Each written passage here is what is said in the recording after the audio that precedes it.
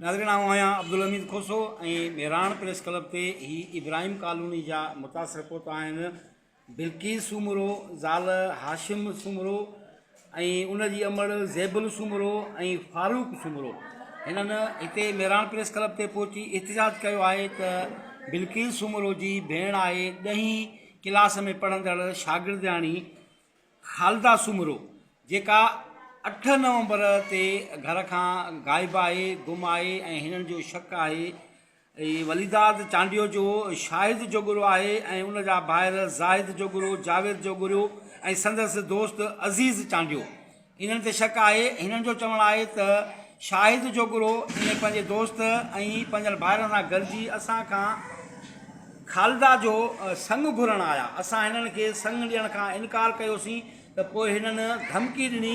हिननि वटि हथियार बि हुया ऐं हिननि असांखे धमकी ॾिनी तव्हां असांखे संग पैसनि ते नथा ॾियो त असां तव्हांजो संग खणी वेंदासीं। ऐं पोइ असांजी छोकिरी 8 नवंबर खां गायब आहे। असां अहिड़ी NC मेड़ थाणे ते बि दाख़िल कराई आहे मगर पुलिस असां सां ताउन नथी करे ऐं 8 नवंबर खां असांजी छोकिरी खालदा सूमरो घर खां गायब आहे गुम आहे ऐं 10हीं क्लास जी शागिर्दियाणी आहे। असांखे इन्हनि ते ई शक आहे त हिनखे शाहिद जोगुरो ऐं ज़ाहिद जोगुरो जावेद जोगुरो अज़ीज़ चांडियो अगवा कयो आहे।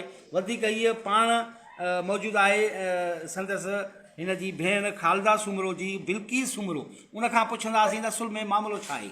जी बिल्किस अदी छा मामिलो आहे? असांखां संग घुरियईं, असां इनकार कयोसीं। कंहिं तव्हां खां संग घुरियो? शायद जोगरे जी। उन जा भाइर जेके ने उहे पिस्तौल सां अज़ीज़ हुयो असांखे धमकी ॾींदा हुया तव्हां न ॾींदव असां मुफ़्त में खणंदासीं। उन खां मुंहिंजी छोकिरी स्कूल वई 8 बजे उन खां मां चाचा वञी दादा मुंहिंजी छोकिरी मुंहिंजी फोन हिते दरवाज़े ते स्कूल ते बीठो हो। कहिड़े दरवाज़े स्कूल ते बीठो हुयो? शायद जोगरो। उनखे कंहिं ॾिठो त स्कूल जे दरवाज़े ते बीठो हुयो? मूं ॾिठो। तव्हां पाण ॾिठो? पाण ॾिठो। अच्छा तव्हां स्कूल छो वियो? असां छोकिरी जे वियासीं त छोकिरी जी अच्छा तव्हांखे शक हुयो तव्हांखे ख़तरो हुयो त मथां थी सघे हिनखे अगवा करे छो त हिननि असां खां संग घुरियो असांखे हिननि धमकी ॾिनी हुई। धमकी ॾींदा रहिया।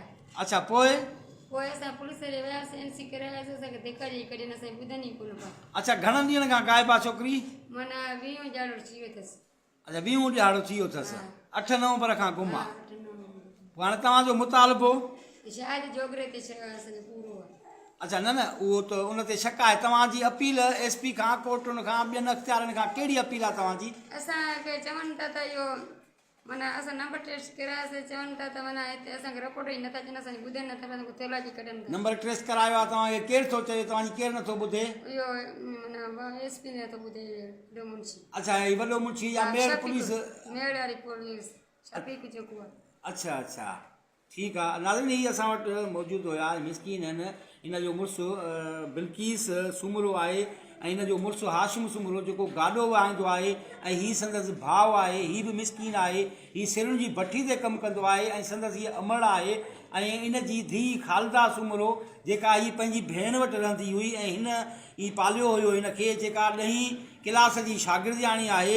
हिननि जो चवणु आहे त हिननि खां शाहिद जोगुरो उनजो संग घुरियो ऐं हिन इनकार कयो। उनखां पोइ ही पंहिंजनि भाइरनि सां शाहिद जोगुरो ज़ाहिद जोगुरो जावेद जोगुरो ऐं हिननि जो दोस्त आहे अज़ीज़ चांडियो उन्हनि सां गॾिजी हिननि खां संग घुरण आयो ऐं हिननि इनकार कयो। पोइ हुन चयो तव्हां असांखे पैसनि ते नथा ॾियो त असां मुफ़्त में छोकिरी खणी वेंदासीं। ऐं 8 तारीख़ खां छोकिरी 10हीं क्लास जी शागिर्दियाणी गुम आहे।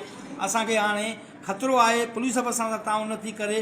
असांखे ख़ौफ़ आहे त थी सघे हुनखे को नुक़सानु पहुतो हुजे छो त 20 ॾींहंनि खां हू गायब आहे गुम आहे। हू किथे बि हुनखे ज़ाहिर न कयो वियो आहे। हिननि SSP खां अख़्तियारनि खां कोर्टुनि खां अपील कई आहे त असां सां इंसाफ़ करे असांजी छोकिरी असांखे वापसि कराए ऐं जवाबदारनि ख़िलाफ़ु कार्रवाई कई वञे।